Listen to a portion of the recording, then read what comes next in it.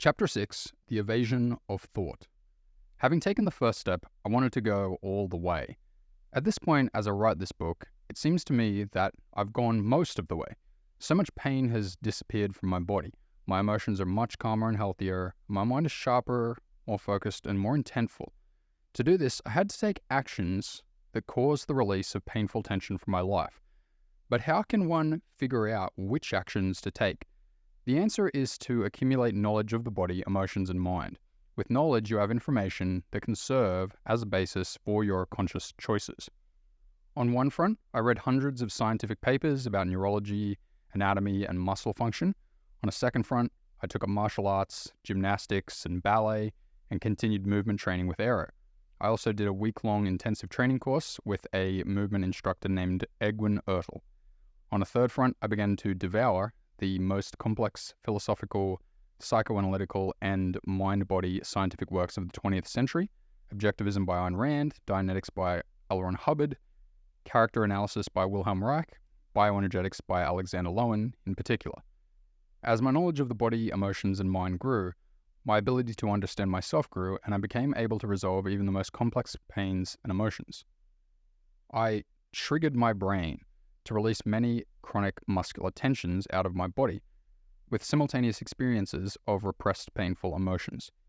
Here are some examples which you can probably relate to: shock and trauma from past injuries, fear of positions or movements that I thought could cause pain or injury, hatred, rage, and revenge toward people whom I felt had wronged me, grief over the loss of property, virtues, and loved ones, embarrassment and shame about public humiliations, frustration and resentment towards society as a whole, envy toward those who had what I thought they didn't deserve, disappointment about life not following my rigid and unrealistic expectations, guilt over every single act that violated my own morality, unearned guilt over acts that violated the morality of others, fear of being beaten, fear of going insane, fear of being murdered, fear of suicide, terror from people legitimately threatening my life, scary thoughts about the nature of the universe and my role in it, whether life is worth living or not, self-doubt, romantic jealousies, sensual disgusts. Every single emotional experience that ever happened and wasn't fully processed was still there, blocked by chronic muscular tension. I've probably experienced over 10,000 unique releases of chronic tension. Indeed, that means that there were over 10,000 unique painful emotions trapped within me. It may be like this for you too, but don't let that daunt you. It only means there is huge potential for a positive change. When you observe something happening over 10,000 times, you certainly notice patterns. Every time a negative emotion would process and a chronic muscular tension would release, I would also observe that there was some particular thought wrapped up in the tension, some irrationality or confusion or conflict, some false belief, some incorrect conviction that I'd chosen to believe because the truth was too painful to contemplate. I began to suspect that it wasn't emotions I'd been evading. It was thought. Thought about things that were too confrontational or too confusing, because I couldn't deal with their implications, because I preferred to live in denial than face reality. I didn't come to this suspicion without assistance. I suspected that thoughts had something to do with it, but I couldn't put all the pieces together until I read this quote by Ayn Rand. Thinking is man's only basic virtue from which all others proceed.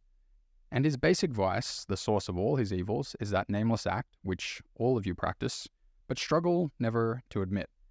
The act of blanking out, the willful suspension of one's consciousness, the refusal to think. Not blindness, but the refusal to see.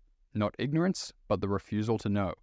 It is the act of unfocusing your mind and inducing an inner fog to escape the responsibility of judgment, on the unstated premise that a thing will not exist if only you refuse to identify it, that A will not be A so long as you do not pronounce the verdict, it is. Non-thinking is an act of annihilation, a wish to negate existence, an attempt to wipe out reality. But existence exists, reality is not to be wiped out. It will merely wipe out the wiper. By refusing to say it is, you are refusing to say I am. By suspending your judgment, you are negating your person. When a man declares, "Who am I to know?" he is declaring, "Who am I to live?" Here we have, in my opinion, the greatest philosophical mind of all time declaring that evading thoughts is the source of all evils. And I was also noticing that behind every painful muscular tension, behind every painful repressed emotion, was thought that I'd been evading. The realization that pain generally involves some level of thought evasion implied that a generalized method for releasing pain should help guide us toward thoughts we have been evading. When we come face to face with previously evaded thoughts, we are surprised to learn that such a thought was in our mind. That's because we have hidden them well and covered up any traces of their existence. We have buried them deep, and yet they remain as faulty, unquestioned premises that form our character and guide our actions in every moment of our lives.